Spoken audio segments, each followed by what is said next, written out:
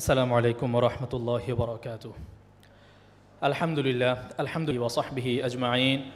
সুবহানাকা লা ইলমা লানা ইল্লা মা আল্লামতানা ইন্নাকা আনতাল আলিমুল হাকীম। রব্বি ইয়াসসির ওয়া লা তুআসসির ওয়া তাম্মিম বিল খাইর।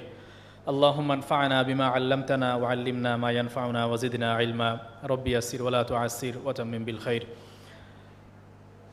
আমরা সেই আজকে দুপুর থেকে নিয়ে লম্বা সময় ধরে বিভিন্ন আলোচকদের কাছ থেকে আলোচনা শুনে আসছিলাম। আর দেখতে দেখতে মাগরিবেরও সময় হয়ে এসেছে, আমাদের হাতে সময় খুবই অল্প সময়ের মধ্যে আমি কোরআনের আলোকে সাফল্যের প্রকৃত অর্থটা কি, এই বিষয়ের উপর অল্প কথায় কিছু আলোকপাত করে আমি আমার আলোচনা শেষ করে দেব ইনশাআল্লাহ তাআলা। আমরা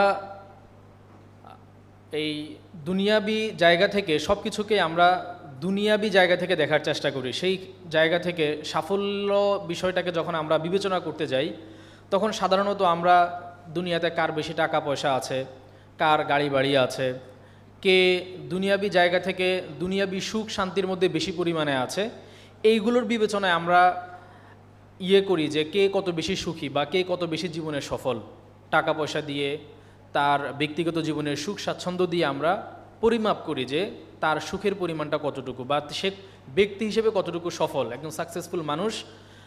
কিন্তু আমরা যদি পবিত্র কোরআনুল কারীমের দিকে তাকাই, তো কোরআনের অনেক জায়গার মধ্যে আল্লাহ রাব্বুল আলামিন সফলতা কি বিষয় সেই বিষয়ের আলোকপাত করেছেন। কোরআনের আলোকে আমরা যদি দেখতে যাই যে একজন সফল মানুষ আমরা কাকে বলবো বা কার সফলতার পরিমাণ কতটুকু, এটাকে আমরা কিভাবে নির্ণয় করব, তো অনেকগুলো আয়াত আমাদের সামনে আছে। আমি এখানে খুব গুছিয়ে এনে মোটা দাগে যেই কয়েকটা বিষয়ের মধ্যে কোরআন আমাদেরকে সাফল্যের প্রকৃত সংজ্ঞা আমাদের সামনে তুলে ধরে, সেই বিষয়টা আমি উপস্থাপন করার চেষ্টা করছি।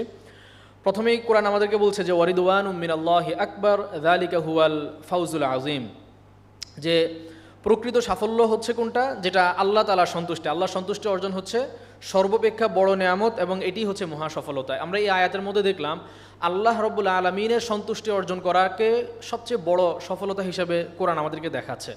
তার মানে একজন মানুষ সে যদি তার ব্যক্তি জীবনে খুব দুঃখ কষ্টের ভেতরে থাকে, সে একেবারে মনে করেন কোনো একেবারে প্লাস্টিকে তৈরি করা কোনো রাস্তার পাশে শুয়ে তার দিন কাটায়, আলিশান কোনো বাড়ি নাই তার, কোনো গাড়ি নাই তার, খুব পুরাতন ছেঁড়া কাপড় পরে সে তার জীবন কাটায়, কিন্তু সে আল্লাহর দ্বীনের উপরে অটল আছে, শরীয়তকে মেনে চলে এবং আল্লাহর সন্তুষ্টি তার জীবনে অর্জন আছে, আল্লাহ রাব্বুল আলামিনের দৃষ্টিতে এই ব্যক্তি হচ্ছেন একজন সফল মানুষ। যদিও দুনিয়ার জায়গা থেকে আমরা হয়তো সেই ব্যক্তিকে সফল মানুষ বলবো না। কোরআনের সংজ্ঞায় আমরা দ্বিতীয় সফল মানুষদের আলোচনাতে আমরা দেখি যে সূরা আলে ইমরানে আল্লাহ তাআলা বলছেন ফামান যুহজিহা আনিন নারি ওয়া উদখিলাল জান্নাতা ফাকাদ ফাজ, যেই ব্যক্তি জাহান্নাম থেকে মুক্তি পেয়েছে, জাহান্নাম থেকে রক্ষা পেয়েছে এবং জান্নাতে প্রবেশ করার সুযোগ পেয়েছে, ফাকাদ ফাজ, সেই হচ্ছে প্রকৃত সফলতা অর্জন করেছে। এই আয়াতের মধ্যে আমরা দেখলাম যে প্রকৃত সফল বলা হয়েছে সেই ব্যক্তিকে যে পরকালে মুক্তি পাবে, পরকালে জাহান্নাম থেকে মুক্তি পাবে এবং জান্নাতে প্রবেশ করার সুযোগ পাবে। তো এখানেও আমরা দেখতে পাচ্ছি যে দুনিয়ার জায়গা থেকে কার কত বেশি অর্থবিত্ত আছে, কার কত বেশি প্রতিপত্তি আছে এবং কার দুনিয়াবি জায়গা থেকে কত বড় শিক্ষা ডিগ্রি সে অর্জন করেছে, এই বিষয়গুলো বিবেচনা করা হয়নি, বরং বিবেচনা করা হচ্ছে যে কিয়ামতের ময়দানে সে আসলে পার পাচ্ছে কিনা। এখানে কিন্তু কে কত বড় মাদ্রাসার প্রিন্সিপাল, কে কত বড় আলেম, কে কত বড় লেকচারার, কত বড় স্কলার, এগুলো কোনো কিছুকে বিবেচনা আনা হয় নাই। একজন মানুষ সে যদি অনেক বড় ইসলামিক স্কলার হওয়ার পরেও কিয়ামতের দিন যদি সে জান্নাতে যেতে না পারে, জাহান্নামে তার জায়গা হয়, তাহলে সেও আসলে সফল কাম না। তো আপনারা যারা আমার অডিয়েন্স যারা আজকে এখানে বসে আছেন, আপনারা অধিকাংশ কিন্তু কলেজ ইউনিভার্সিটির, তো এখানে আপনাদের জন্য যেটা শিক্ষণীয় এখানে সেটা হচ্ছে আসলে একজন সফল মানুষ হওয়ার জন্য মাদ্রাসায় পড়তে হবে জরুরি না। আপনি স্কুল কলেজে পড়েও যদি আপনি শরীয়তকে মেনে চলেন, আল্লাহর নির্দেশিত পথে যদি আপনি চলেন, হারাম হালাল মেনে যদি আপনি চলেন, আল্লাহ সন্তুষ্টি অর্জন করেন এবং কিয়ামতের ময়দানে যদি আপনি জান্নাতে আপনার জায়গাটা করে নিতে পারেন, তাহলেও কিন্তু আপনি একজন সফল মানুষ বলে বিবেচিত হবেন। আবার ধরেন আমি বা আমার মতন একজন মানুষ যে মাদ্রাসায় পড়েছে কিন্তু সে হয়তো তার শিক্ষাগুলোকে নিজের জীবনে বাস্তবায়ন করেনি, ফলে পরকালে গিয়ে সে আটকা পড়ে গেল, জান্নাতে যেতে পারলো না, তাহলে সে সফল মানুষ না আল্লাহ তাআলার দৃষ্টিতে। তো এই জন্য আমাদেরকে সফল মানুষ আসলে কে এবং সফলতার বিষয়গুলো কী কী, উপাদানগুলো কী কী, এগুলো বোঝা আমাদের জন্য গুরুত্বপূর্ণ। আমরা অন্য আরেকটা আয়াতের মধ্যে যদি দেখি, কোরআন আমাদেরকে সফলতার পরিচয় দিতে গিয়ে বলছে কদ আফলাহা মান যাক্কাহা, অর্থাৎ যে ব্যক্তি নিজের আত্মাকে পরিশুদ্ধ করলো সে সফল হলো। এখানে সফল হওয়ার আরেকটা বিষয় হচ্ছে আত্মাকে পরিশুদ্ধ করা, কারণ আমাদের যে আত্মা, আমাদের যে হৃদয়, মন, এটা হচ্ছে আমাদের বডিকে নিয়ন্ত্রণ করে। মন আমাদেরকে যেদিকে পরিচালিত করে আমরা সেদিকে পরিচালিত হই। আমাদের দেখবেন আমাদের যেই চিন্তা ভাবনা, আমাদের যে বডির যেই নাড়াচাড়াগুলো, এগুলো নিয়ন্ত্রিত হয় মূলত আমাদের মনের মাধ্যমে। আজকে আমার মন চাচ্ছে যে আমি ওই জিনিসটা খাই, ফলে আমি চলে যাচ্ছি একটা রেস্টুরেন্টে। আজকে আমার মনে চাচ্ছে যে আমি আজকে ভার্সিটিতে যাব না, তখন আমি ভার্সিটিতে যাই না। তাহলে আমাদের যে মুভমেন্টগুলো, এগুলোকে মূলত নিয়ন্ত্রণ করে আমাদের মন। এই কারণে কারো মন যদি পরিশুদ্ধ হয় তাহলে তার যেই কাজকর্মগুলো, তার অন্যান্য হাত পা অঙ্গ প্রত্যঙ্গগুলো যে কাজগুলো করবে সেগুলো ভালো হবে। আর আত্মা যদি অপরিশুদ্ধ থাকে তাহলে তার যেই কাজকর্মগুলো আছে সেগুলো খারাপ হবে। এই কারণে অন্তরকে পরিশুদ্ধ করা এটা অন্যতম গুরুত্বপূর্ণ বিষয়, এবং এটাকে আল্লাহ রাব্বুল আলামিন সফলতার অন্যতম মানদণ্ড হিসেবে কোরআনের মধ্যে উল্লেখ করেছেন। চতুর্থত আমরা দেখি সূরা আহজাবের ৭১ নম্বর আয়াত আল্লাহ তাআলা বলছেন, ওয়া মান ইউতিইল্লাহা ওয়া রাসূলাহু ফাকাদ ফাযা ফাওজান আযীমা, যে আল্লাহ এবং তার রাসূলের আনুগত্য করলো সে হচ্ছে মহা সফলতা অর্জন করলো। এখানেও আমরা দেখতে পাচ্ছি যে আল্লাহ এবং তার রাসূলের আনুগত্য করা অর্থাৎ শরীয়তকে পরিপূর্ণভাবে মেনে চলা। ইসলাম আমাদেরকে যে কাজটা করতে বলেছে সেটা করা, যেটা ছাড়তে বলেছে সেটা ছেড়ে দেওয়া, সেটার কাছে ধারেও না যাওয়া। এই শরীয়তকে পরিপূর্ণভাবে অনুসরণ করার মাধ্যমেও একজন মানুষ পরিপূর্ণ সফল হতে পারে। তাহলে পিছনের যে আয়াতগুলো দেখলাম সেখান থেকে আমরা দেখতে পেলাম 4টা সূত্র আমরা পেলাম। কি কি? 1 নম্বরে ছিল আল্লাহ তাআলা সন্তুষ্টি অর্জন করা, 2 নম্বরে ছিল জাহান্নাম থেকে মুক্তি লাভ করা, 3 নম্বরে ছিল অন্তরের শুদ্ধতা অর্জন করা, আর 4 নম্বরে ছিল আল্লাহ এবং তার রাসূলের আনুগত্য। তো এই 4টা যে বিষয়কে আমরা দেখতে পাচ্ছি যে 4টা বিষয় যার অর্জিত হবে তাকে বলা হচ্ছে যে সে একজন সফল মানুষ। না যার সবচেয়ে বেশি টাকা আছে সে সফল মানুষ বলা হয়নি, যার সবচেয়ে বড় পদ পদবি আছে, অনেক ভালো র্যাঙ্কে যে চাকরি করছে, অনেক মোটা বেতনে যার চাকরি হচ্ছে, তাকে সফল বলা হয়নি। সফল বলা হচ্ছে এই 4টা জিনিস যার মধ্যে থাকবে। এবং এই 4টা জিনিসের মধ্যে আমরা যদি একটু লক্ষ্য করি দেখব যে প্রথম যেই 2টা বিষয় আছে, এই প্রথম 2টা বিষয় অর্জন করার মাধ্যম হচ্ছে পরের 2টা, অর্থাৎ আল্লাহর সন্তুষ্টি এবং জাহান্নাম থেকে মুক্তি।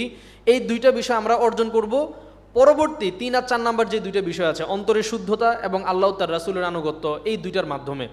আবার আল্লাহ এবং তার রাসূলের আনুগত্য এই 2টার মধ্যে মূল হচ্ছে অন্তরের শুদ্ধতা। কারণ আপনার অন্তর যদি পরিশুদ্ধ থাকে আপনি এমনিতেই আল্লাহ এবং তার রাসূলের আনুগত্য করার জন্য উদ্বুদ্ধ হবেন। আপনার মন আপনাকে আল্লাহ তার রাসূলের আনুগত্যের দিকে নিয়ে যাবে। আর মন যদি, দিল, আত্মা যদি পরিশুদ্ধ না থাকে তাহলে আপনাকে আপনার অন্তর আল্লাহ এবং তার রাসূলের আনুগত্যের দিকে যেতে দিবে না। ফলে অন্তরের যে পরিশুদ্ধি এটা হচ্ছে খুবই গুরুত্বপূর্ণ বিষয়। এখন অন্তরের পরিশুদ্ধিটা আমরা বুঝবো কিভাবে, কার মধ্যে কতটুকু আছে বা কোন কোন গুণাবলীগুলো অর্জন করলে আমরা সেই অন্তরের পরিশুদ্ধি অর্জন করতে পারবো এবং আমরা একজন প্রকৃত সফল মুমিনে রূপান্তরিত হতে পারবো। এটার জন্য আমরা সূরা মুমিনুনে চলে যাই। সেখানে আল্লাহ রাব্বুল আলামিন প্রকৃত সফল মুমিন যারা, তাদের অনেকগুলো বৈশিষ্ট্যের কথা উল্লেখ করেছেন। তার মানে এই বৈশিষ্ট্যগুলো যদি আমরা অর্জন করতে পারি আমরা একজন প্রকৃত সফল মানুষের কাতারে দাঁড়াবো। দুনিয়ার দৃষ্টিতে না হলেও আখিরাতের দৃষ্টিতে, আল্লাহর দৃষ্টিতে আমরা একজন সফল মানুষ বলে বিবেচিত হব। কি কি? 1 নম্বরে হচ্ছে আল্লাযীনা হুম ফি সালাতিহিম খাশিউন, নামাজে বিনয়াবনত হওয়া, অর্থাৎ নামাজকে যেন তেনভাবে আদায় না করা। আমরা তো অনেক সময় নামাজ পড়ি দায় সরা গোছের, যে আল্লাহ তাআলা বলেছেন নামাজ পড়তে হবে, তাই কোনো মতে অজু করে এসে জাস্ট আমি কোনো মতে শুধু 2-3টা সেজদা দিলাম আর উঠে চলে গেলাম। এরকম দায় সারা গোছের না হওয়া, বরং নামাজটা যেন হয় বিনয়বনত, খুজুর সাথে, মনোযোগিতার সাথে নামাজ। তো এটা হচ্ছে একটা প্রথম বৈশিষ্ট্য। এরপরে হচ্ছে ওয়াল্লাযীনা হুম আনিল লাগবি মুরিদুন, যারা অপ্রয়োজনীয় কথা এবং কাজ থেকে দূরে থাকে।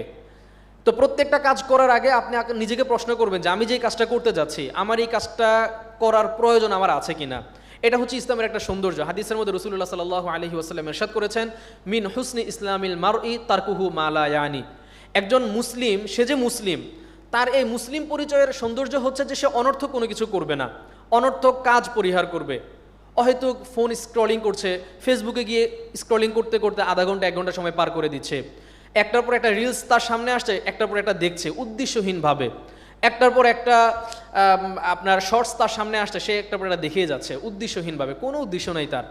তো এই যে অনর্থক কাজ করা, অহেতুক একটা জায়গায় গিয়ে সে বসে আছে, কোনো কাজ নেই, অহেতুক বসে বসে আড্ডা দিচ্ছে।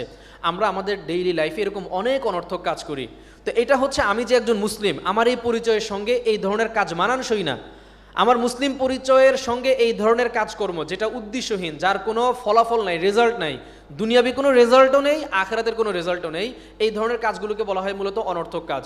তো এই ধরনের অনর্থক কাজ থেকে নিজেকে মুক্ত রাখা, এটা হচ্ছে একজন সফল মুমিনের অন্যতম বৈশিষ্ট্য। ওয়াল্লাযীনা হুম আনিল লাগবি মুরিদুন ওয়াল্লাযীনা হুম লিযাকাতি ফাইলুন, যারা সময় মতন জাকাত আদায় করে। ওয়াল্লাযীনা হুম লিফুরুজিহিম হাফিজুন, লজ্জাস্থানের হেফাজত করে।